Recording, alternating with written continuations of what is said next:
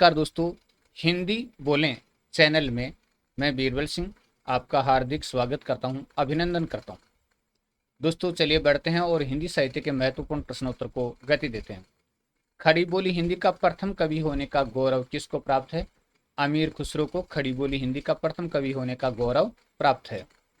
रजत रश्मि एकांकी के रचनाकार का नाम बताइए। रजत रश्मि एकांकी के रचनाकार डॉक्टर राम कुमार वर्मा का एकांकी है रजत रश्मि।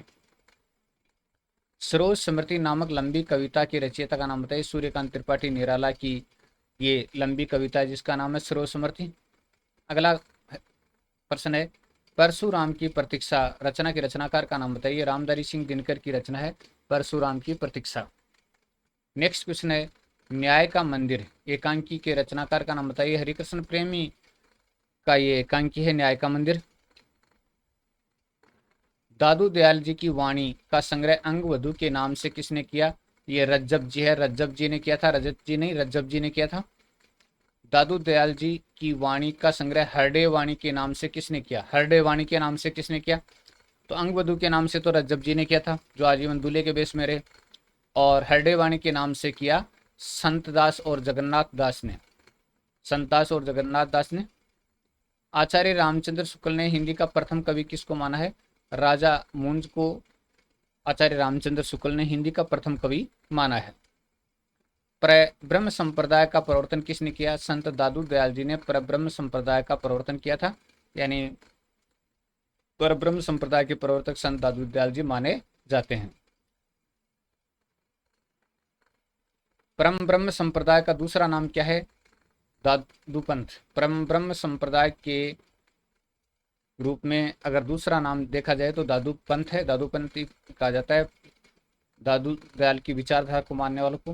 हिंदी साहित्य का आलोचनात्मक इतिहास रचना के रचनाकार का नाम बताइए। तो रचना का नाम है हिंदी साहित्य का आलोचनात्मक इतिहास, और ये डॉक्टर राम कुमार वर्मा की रचना है हिंदी साहित्य का आलोचनात्मक इतिहास।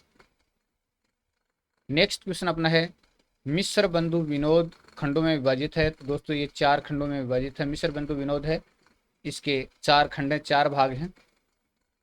एक ही कबर में एकांकी के रचनाकार का नाम बताइए। उदय शंकर भट्ट का एकांकी है और 1936 में यह प्रकाशित हुआ था। वाणी मंदिर एकांकी के रचयिता का नाम बताइए। वाणी मंदिर हरिकृष्ण प्रेमी का ये एकांकी है वाणी मंदिर। हिंदी साहित्य का दूसरा इतिहास पुस्तक की रचना किसने की? हिंदी साहित्य का दूसरा इतिहास पुस्तक की रचना डॉक्टर बच्चन सिंह ने की थी। डॉक्टर बच्चन सिंह ने हिंदी साहित्य का दूसरा इतिहास पुस्तक की रचना की। करुणालय नाटक के नाटककार का नाम बताइए। जयशंकर प्रसाद का नाटक है करुणालय। करुणालय जयशंकर प्रसाद का नाटक है। हरिशंकर परसाई जी ने सरकारी नौकरी कब छोड़ी? सन 1952 में हरिशंकर परसाई जी ने सरकारी नौकरी से त्यागपत्र दे दिया था। नीलम देश की राजकन्या कहानी संग्रह के कहानीकार का नाम बताइए। जैनेन्द्र कुमार का कहानी संग्रह नीलम देश की राजकन्या। अगला प्रश्न है, हिंदी काव्य धारा नामक पुस्तक की रचना किसने की? राहुल सांकृत्यायन ने हिंदी काव्य धारा नामक पुस्तक की रचना की थी। राहुल सांकृत्यायन ने।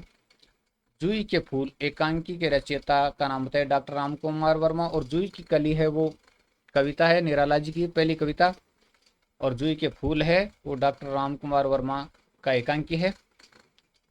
ओ मेरे सपने एकांकी के रचयिता का नाम बताइए। जगदीश चंद्र माथुर का एकांकी है ओ मेरे सपने। हिंदी का प्रथम महाकाव्य किस रचना को माना जाता है? पृथ्वीराज रासो को माना जाता है हिंदी का प्रथम महाकाव्य।